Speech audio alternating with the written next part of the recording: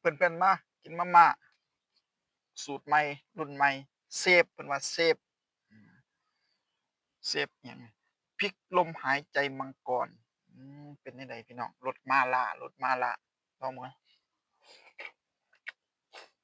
อืมรายการอยู่พี่น้องของจีนบ่ของจีนแซ่บๆมีเรื่องเล่าพี่น้องมีเรื่องเล่าไปเซเว่นนี่ซื้ออยู่เซเว่นนี่เข้าไปเซเว่นไปเลือกเพิ่นแถมสแตมป์นำได้นี่2 ดวงดวงละ3 บาทพอดีไปแล้วไปที่หม้องน้ำร้อนเว้าขึ้นก็บ่ได้เบิ่งน้ำร้อนซะล่ะไปเปิดใส่เครื่องปรุงใส่หยังเนาะเปิดน้ำใส่พี่น้องแนมเบิ่งอ้าวมันคือบ่มีควันมีหยังมันคือบ่ร้อนเบิ่งอ้าวไอ้นั่นเสียน้ำร้อนเพิ่นเสียอืมใส่ลงไว้มันคือซื่อๆอยู่เฮ็ดแนวใดบาดนี้พอดีครับพอดีพนักงานเพิ่นออกมาพอดีพนักงานออกมาอ้าวพี่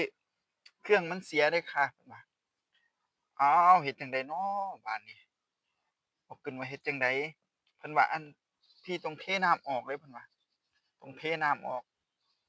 เว้าขึ้นก็บ่อยากเทปานใดเด้อเนาะไปเว็บได้บ่เว้าขึ้นว่าเพิ่นว่าบ่ได้มันสิเปื่อยเพิ่นว่ามันบ่แม่นพลาสติกเนี่ยพี่น้องมันเป็นกระดาษเพิ่นว่าเทน้ำออกแล้วหนูสิไปกดน้ำร้อนมาเพิ่นว่า เบาขึ้นก็ตัดสินใจก็ต้องได้เทน้ำออกเนาะพี่น้องเนาะเทน้ำออก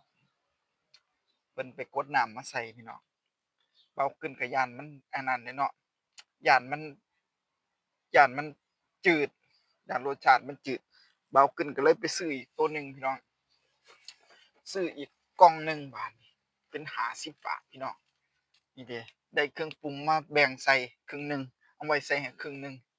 ชิมเบิ่งก่อนพี่น้องรสชาติจะเป็นจั่งใดเด้อบาดนี้ชิมไปแล้วเทื่อหนึ่งก็พอใช้ได้อยู่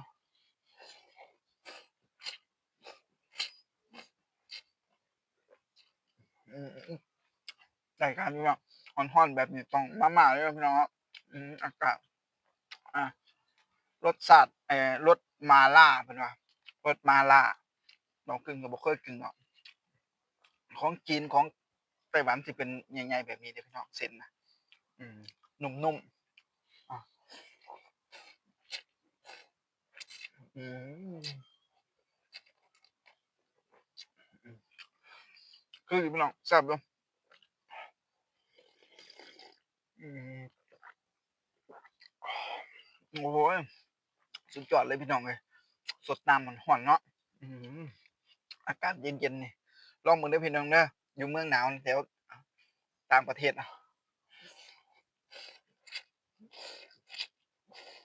อืมอืม